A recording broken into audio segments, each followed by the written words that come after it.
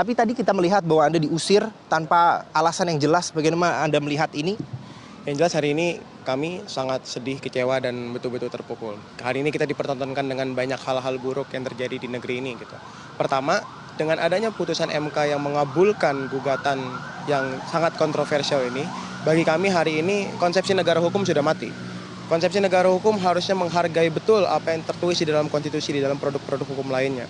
Negara demokrasi pun hari ini seperti sudah mati gitu. Kita bisa melihat bagaimana MK mengabulkan gugatan-gugatan yang sangat erat kaitannya dengan politik dinasti. Kita bisa melihat bagaimana MK hari ini sangat erat kaitannya dengan krisis keteladanan kalau bagi saya gitu. Bagaimana ada relasi keluarga yang kemudian menyebabkan ada relasi yang kuat antara eksekutif dan yudikatif, dan bukan tidak mungkin ini akan membangkitkan lagi politik dinasti di masa mendatang. Yang lebih parah adalah kalau kita mengacu kepada peraturan yang ada, Mas, gitu. Sudah sangat jelas pembatasan usia dari capres atau cawapres itu bukan domainnya dari yudikatif, bukan domainnya dari Mahkamah Konstitusi. Itu adalah ranah dari pembuat undang-undang yang ada di legislatif.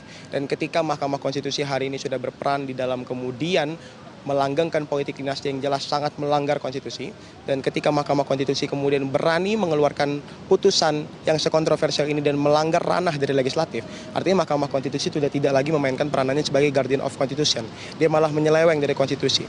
Ini sangat ironis. Kita bisa melihat bagaimana lembaga yang seharusnya menjadi organ peradilan paling penting untuk dapat menjaga konstitusi dan melindungi segenap warga negara malah mengeluarkan putusan yang berdampak besar bagi seluruh warga negara, tapi tampaknya hanya menguntungkan segelintir pihak atau satu orang saja gitu.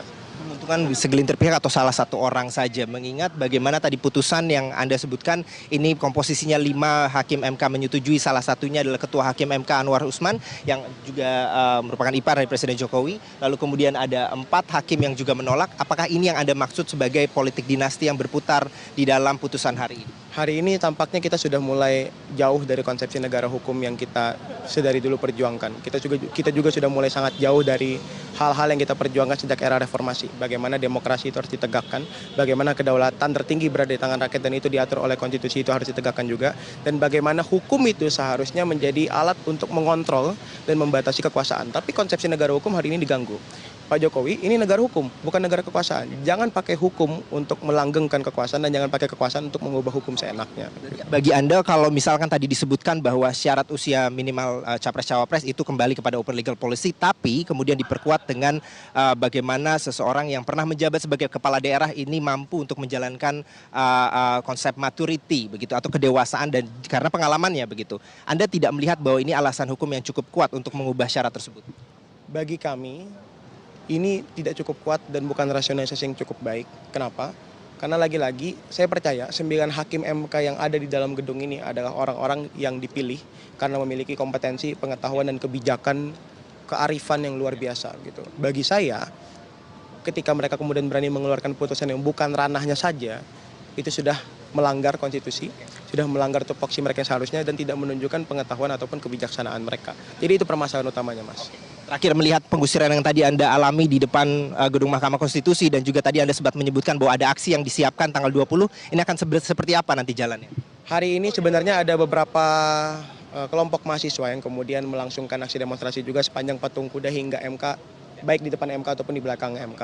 Dan per hari ini ketika kami mendapatkan kabar bahwa ada putusan MK yang kemudian mengabulkan gugatan ini, jam 5 sore tadi kami memutuskan untuk berkumpul di depan Mahkamah Konstitusi untuk menyampaikan sikap terbaru kami atas hal-hal yang kemudian terjadi. Kami kemudian menyampaikan banyak hal dan kami menyampaikan bahwa akan ada konsolidasi besar besok di kampus PNJ tanggal 17 Oktober 2023 untuk membincangkan kondisi negeri ini akhir-akhir ini, termasuk juga putusan MK yang baru keluar ini.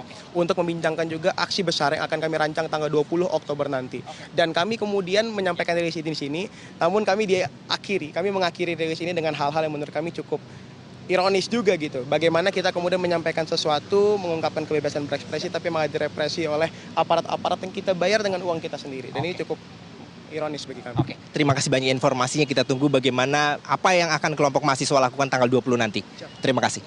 Berikut informasi dari Ketua BEM UI Melkisedek Huang begitu yang menyatakan bahwa kelompok mahasiswa menyiapkan aksi besar Satu Indonesia pada tanggal 20 Oktober mendatang merespons putusan Mahkamah Konstitusi pada hari ini.